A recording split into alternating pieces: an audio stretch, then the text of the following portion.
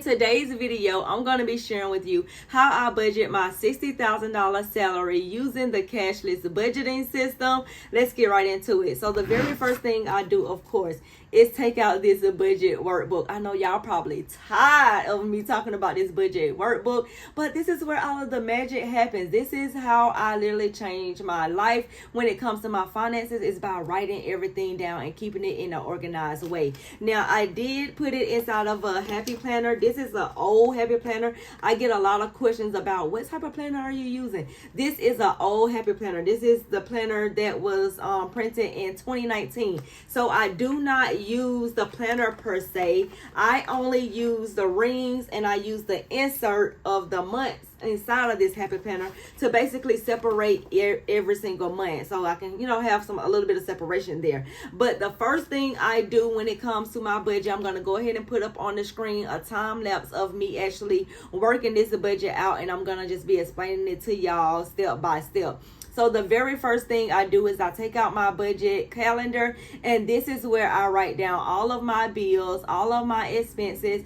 Anytime or anything that I plan on spending money on, I'm gonna put it on this calendar, especially if it has a date to it. Now, y'all know I like to budget by categories. I have 7 different budget categories where I categorize each one of these bills and expenses into that category, because I'm pretty much a digital girl. Like, I do not use cash or whatsoever unless someone gives me cash or something like that. But most of my stuff is managed through checking accounts, savings accounts, investment accounts, and retirement accounts. So that's how I'm going to be breaking this all down to you guys, so you can see exactly how this notebook paper or this budget workbook paper turns into a cashless budgeting system.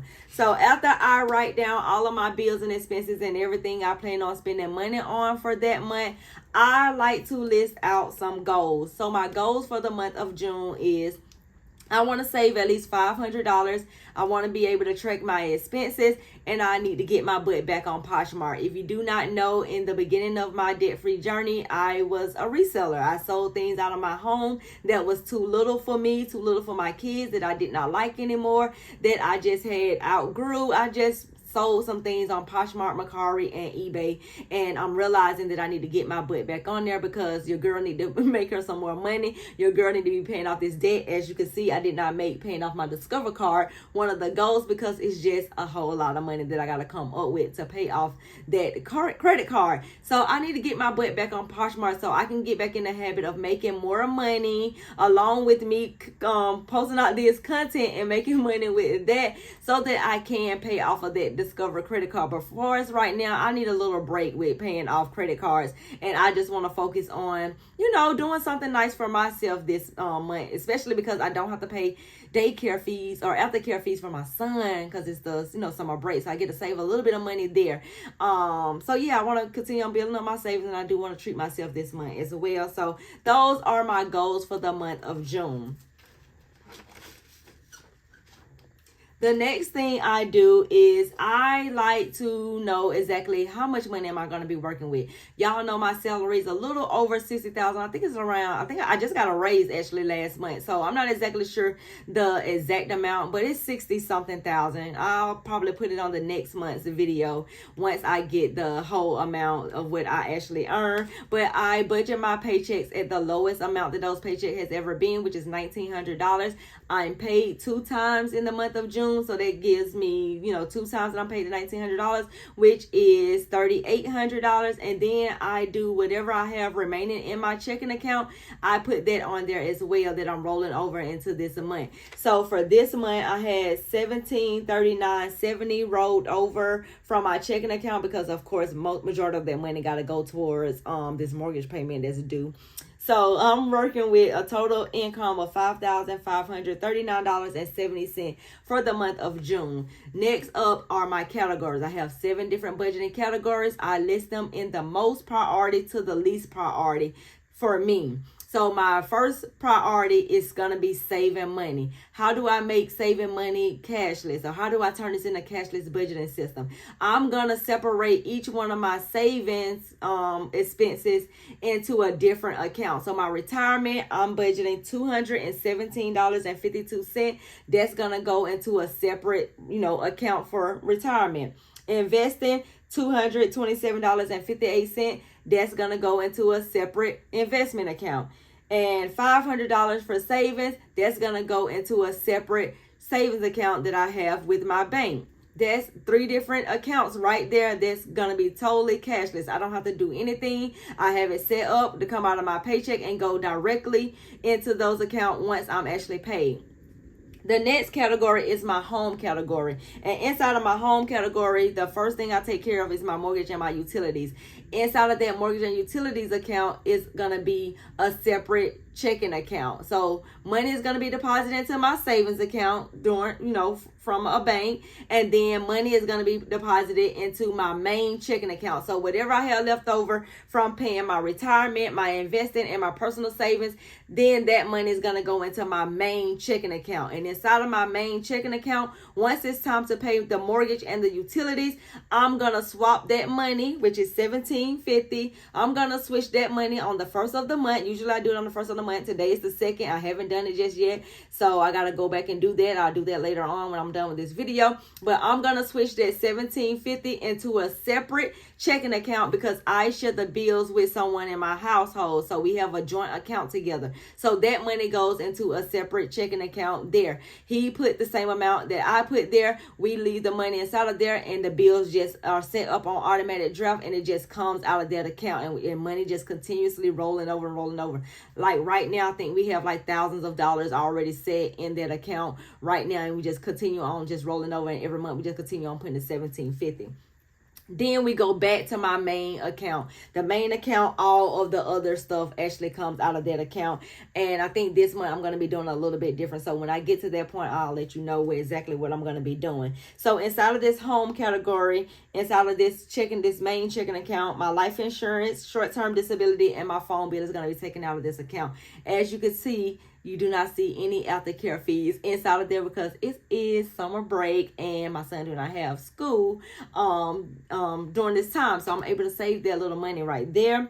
The next category is food, and I'm budgeting $300. Y'all know I spent over $300 last month, so I raised it up a little bit because, of course, we're on summer break again. So, of course, we're going to be eating more food, or my son going to be eating more food now that he's do not have to go to school and eat, like breakfast and lunch and stuff like that. Now he's eating breakfast, lunch, and dinner all at home. So I'm doing $300 with food. Now, this is the thing that I think I might change. I have a credit card with APCU with a $300 limit on it, and I think I'm going to use that credit card because I have not used any of my credit cards since I've paid them off, and I don't want them to close. If you know anything about credit, you do not want them to close a credit card, especially the one that you have had for a very long time. So I think I'm going to use that credit card to make all of my food purchases, and this is going to also include my out to eat and stuff like that as well.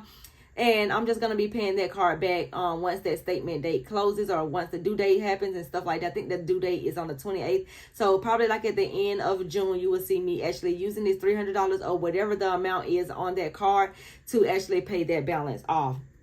The next category is transportation. Usually that money would come out of my main account as well. But like I said before, I have a credit card that I haven't really used. And I don't want my credit cards to close, y'all, because I'm still rebuilding my credit. Right now, my credit score is around, I think one of my scores was 669 and another one was like 649 or somewhere around there. So I'm not really, at a great credit score. So I'm still trying to work the credit however I can. And me just having paid off credit cards, just sitting over there and not using them, I do not need for them to close those balances. So I need to go ahead and just use it and then just pay the money back, before that before it's actually due. So that's what I'm going to be working on. I don't necessarily know what credit card I'm going to be using for that one. I may use my Discover credit card because I get 2% cash back on food and gas purchases. So I can just use my Discover card, which I don't want to do because the balance is already high on it. And it's like, okay, how am I going to get it paid down if I continue on using it? I'll see if it was at a zero balance and then just paying it off like that. So I'm not exactly sure if I'll be using the Discover card for that one. I may have to use one of my other ones.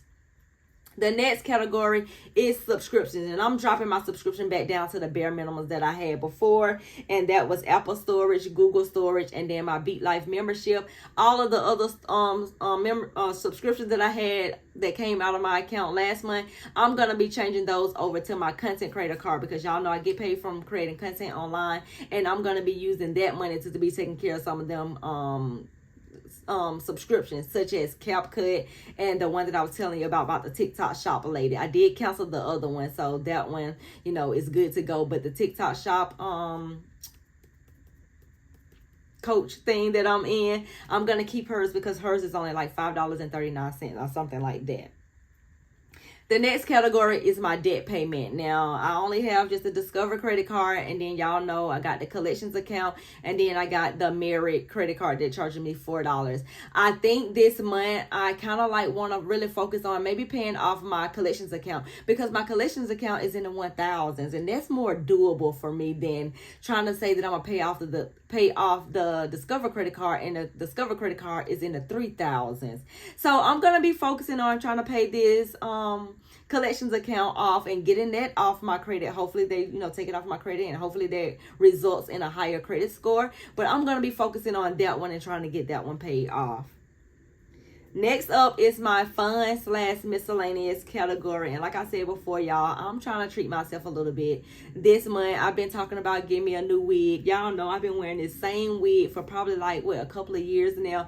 And I just want a new wig. I think I want a braided wig at this. I want something that probably can, you know, have longevity, and I don't have to necessarily like get up in the morning, press it out, or wash it, or, well, not really wash. I don't mind washing it, but like this stuff right here, sometimes I have to press it out. Sometimes I have to, you know, make it work for me. I need something that's just gonna be easy breezy, and that's perfect for any types of weather. So I think I'm gonna get a braided wig. I'm gonna look into a braided wig. If y'all have any recommendations, please leave them down below in the comment section. But this month is also my son's birthday, so I'm budgeting for that as well. And then I'm also budgeting for a little bit of fun for us and the family of $100. So for miscellaneous/fun spending, I'm budgeting $550. And I know that sounds like a whole lot of money, being that I am trying to get out of debt and pay off this collection account and talking about all of this debt that I am in. But I also really do believe in, you know, having a little bit of fun and just making your budget work for you, because I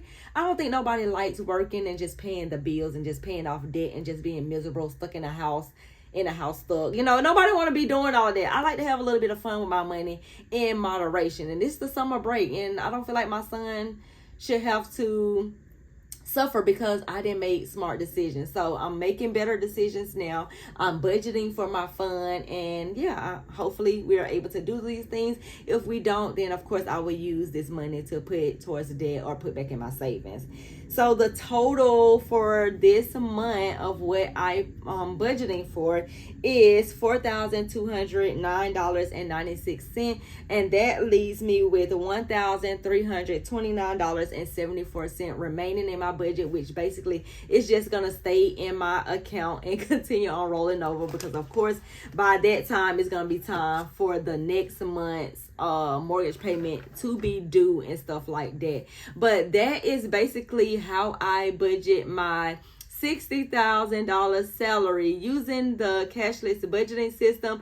If you are new to budgeting and are interested in my budget workbook, I'm going to link it down below. And make sure you check out this video on how I budget my bi-weekly paycheck using the Cashless budgeting system. And I will see you in that video. Bye.